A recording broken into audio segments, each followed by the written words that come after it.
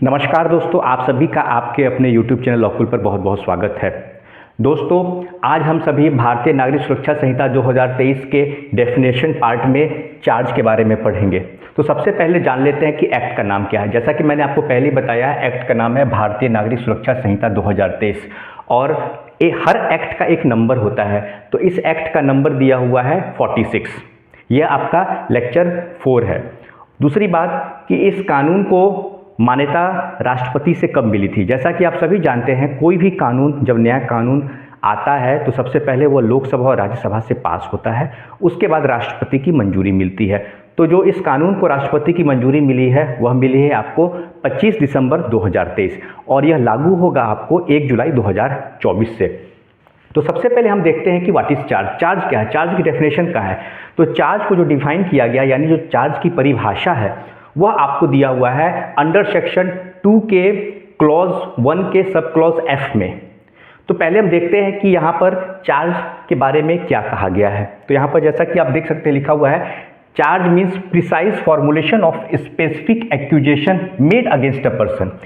इसका मतलब साफ साफ स्पष्ट है कि चार्ज जो एक मेथड है, एक प्रक्रिया है, एक प्रोसेस है क्रिमिनल लॉ के अंदर, जिससे कि यह पता चलता है स्पष्ट तरीके से कि जिस व्यक्ति के ऊपर चार्ज फ्रेम होगा, यानी जो एक्यूज्ड पर्सन है वो व्यक्ति कौन है।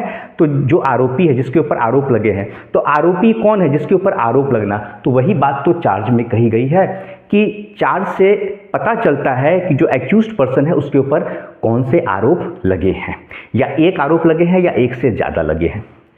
उसके बाद सबसे पहले फ्रेमिंग ऑफ चार्ज की बात होती है। तो यहाँ पर लिखा हुआ है, आप देखेंगे, charge is framed when a prima facie case is disclosed about commission of a certain offence और ऑफेंसेस।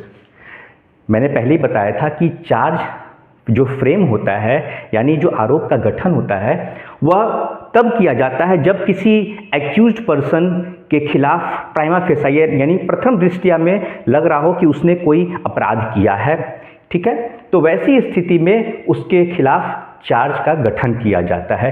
एक अपराध भी हो सकता है या एक से ज़्यादा भी अपराध कर सकता है। तो चार्ज जो है, एक चार्ज भी लग सकता है और एक से ज़्यादा भी उसके ऊपर चार्ज लग सकते हैं।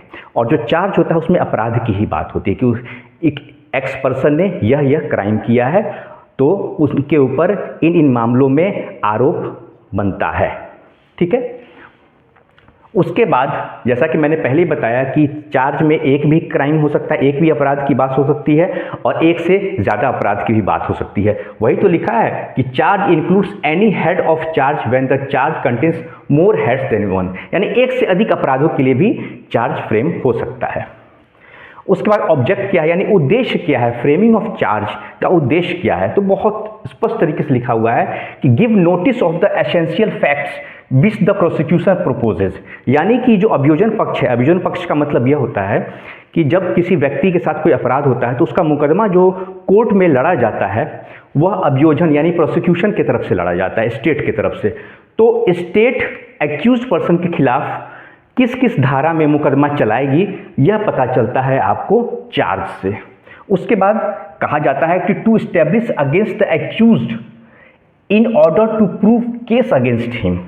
दूसरी बात, चार्ज का मतलब यह भी होता है कि भाई एक्स पर्सन ने चोरी भी की है, मर्डर भी किया है, रेप भी किया है। मान लीजिए 3 आरोप लगे हैं, तो तीनों आरोप को प्रूफ करने के लिए जो तीनों अपराध हुए हैं उन पर एक चार्ज बनेगा। यानी कि कहा जाए कि एक्स पर्सन जो है उसने इस धारा में यह अपराध किया है, उसने चोरी भी की है, उसने मर्डर भी किया है, ठीक है, उसने रेप भी किया है।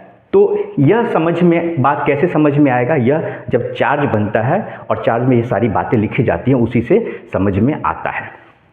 उसके बाद तीसरा ऑब्जेक्ट इसका है, it is framed so that accused may not prejudiced in his defence. तीसरी बात है कि चार्ज जब बन जाता है, इन रिटर्न होता है, तो उससे यह पता चलता है एक्यूज्ड को कि भाई वो अपना बचाव कैसे करेगा, अपना डिफेंस कैसे करेगा। ठीक है, तो यह 3 आपके ऑब्जेक्टिव हो गए। उसका इंपॉर्टेंस ऑफ चार्ज क्या है, चार्ज का इंपॉर्टेंस क्या है, तो it is the foundation of the accusation in a criminal trial. देखिए, कोई भी क्रिमिनल ट्रायल यानी जो मामले की सुनवाई होती है, जो कोर्ट में जो मामले की सुनवाई होती है, वह शुरू कब होती है, जब चार्ज फ्रेम हो जाता है, यानी आरोप का गठन हो जाता है।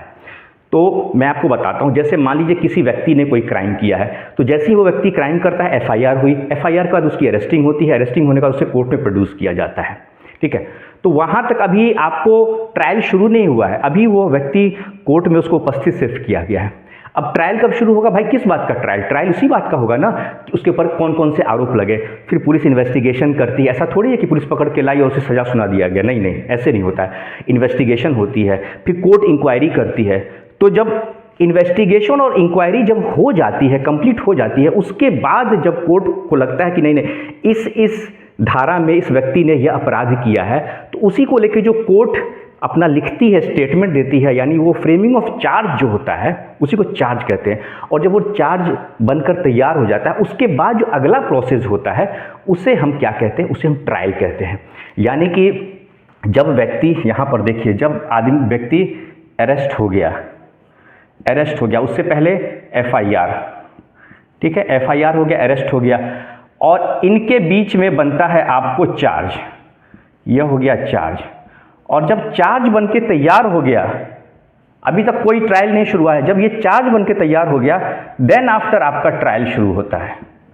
यहाँ से आपका ट्रायल शुरू हो गया, ठीक है।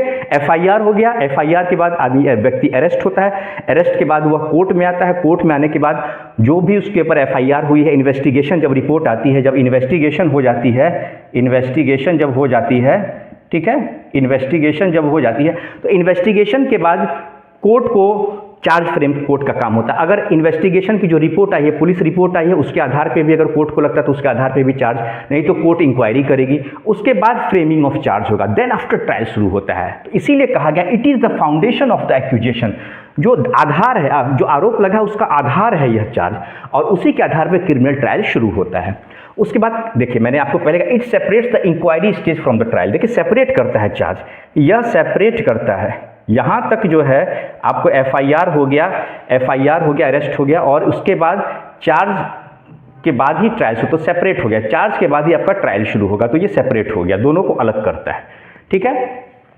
अब यह तो बात हो गई, अब इसका प्रोविज़न कहाँ दिया हुआ है? तो प्रोविज़न दिया हुआ है आपका, जो चार्ज की बात कही गई है, यानी कि जो प्रोसेस है पूरा, ये तो डेफिनेशन हम बात कर रहे थे, लेकिन मैंने देखा कि यहाँ पर आपको थोड़ी सी प्रक्रिया के बारे में बता दिया कि ये प्रक्रिया, पूरी प्रक्रिया कहाँ है। तो ये प्रक्रिया आपको दिया हुआ है, देख ले, यहाँ पर मैंने लिख दिया है, प्रक्रिया दिया हुआ है चैप्टर 18 में। चैप्टर 18 आपको भारतीय नागरिक सुरक्षा संहिता 2023 के चैप्टर 18 में दिया, और सेक्शन कहाँ थे? सेक्शन है सेक्शन 234 से लेके 247 के बीच में यह पूरा सेक्शन है, जिसमें कि पूरा प्रोसेस फ्रेमिंग ऑफ चार्ज का दिया हुआ है। तो दोस्तों आज का लेक्चर मैं यहीं पे कंक्लूड करता हूँ। किसी भी तरह का कोई डाउट है तो कमेंट सेक्शन में पूछना ना भूलें, और वीडियो अच्छा लगे तो वीडियो को लाइक करें, चैनल पर नए आए हैं तो चैनल को सब्सक्राइब करना ना भूलें, और जो बेल आइकन है उस बेल आइकन को भी जरूर दबाएं, जिससे कि फ़ायदा यह होगा कि जब भी मैं वीडियो अपलोड करूँगा तो इसका नोटिफिकेशन आपको मिल जाएगा। ठीक है साथियों, नमस्कार।